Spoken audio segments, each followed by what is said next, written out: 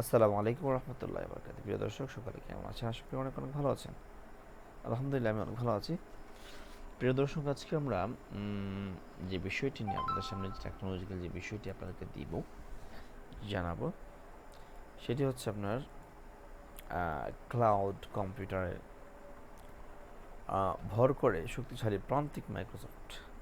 Cloud কম্পিউটিংয়ে ভর করে শক্তিশালী প্রান্তিক মাইক্রোসফটের। সো এই বিষয়টা আমরা জানবো।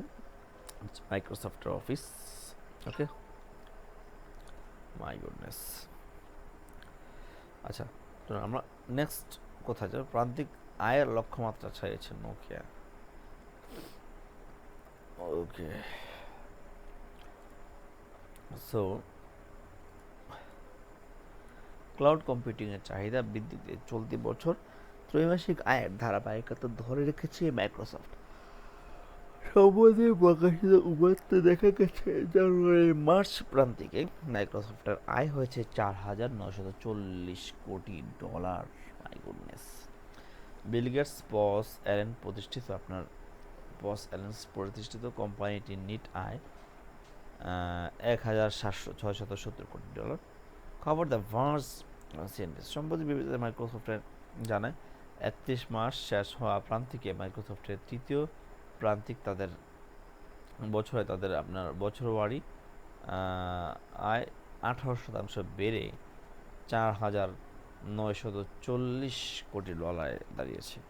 এর আগে প্রান্তিক মার্কিন প্রযুক্তি জায়ান্টের আয় বেড়েছিল 20%। গত প্রান্তিকে মাইক্রোসফটের আয় 29% এসেছে ক্লাউড সার্ভার পরিষেবায় থেকে, এবং সেগমেন্ট মাইক্রোসফটের আয় 32% বেড়েছে $2,340 কোটি। গত প্রান্তিকে আপনার অ্যাজার অন্যান্য ক্লাউড পরিষেবা 46% সম্প্রসারণ করা হয়েছে।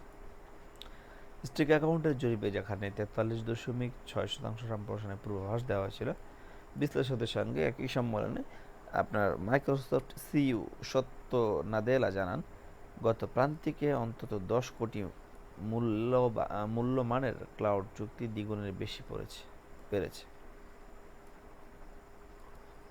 সো কোম্পানিটির বিক্রয় ও বিপণন ব্যয় আগের তুলনায় 10% বেড়ে $560 কোটি দাঁড়িয়েছে। মাইক্রোসফট যে সম্প্রসারণ পরিকল্পনা নিয়ে এগোচ্ছে, 3 বছরের সর্বোচ্চ বিক্রয় ও বিপণন ব্যয় তা স্পষ্ট হয়ে উঠেছে। সরবরাহ সংকট ও চাহিদার স্থলগতিতে ব্যক্তিগত কম্পিউটার পিসি বিক্রি যখন কমেছে এবং ক্রোমবুক বিক্রি গতির দিকে, তখন মাইক্রোসফটের আয়ের উপাত্ত বেশ আশঙ্কাজনক হয়েছিল। তখন তারা কিন্তু এই প্রযুক্তি লঞ্চ করছে। ধন্যবাদ।